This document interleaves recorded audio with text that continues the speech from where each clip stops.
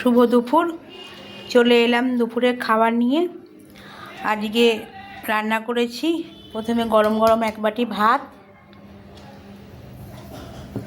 সাথে আছে লেবু আর লঙ্কা দিলাম একটা, তারপরে দিলাম পেঁয়াজ কলি ভাজা, আলু আর পেঁয়াজ কলি ভাজা, তারপরে যে কচু বাটা, মান কচু বাটা, একটু সর্ষের তেল দিয়ে নিয়েছি,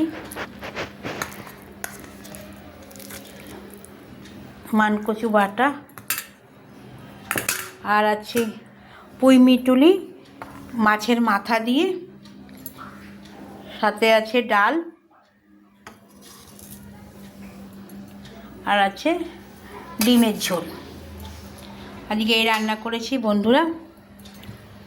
দেখো কেমন লাগলো আমার রান্নাগুলি। যদি ভালো লাগে তাহলে একটু কমেন্টে জানিও।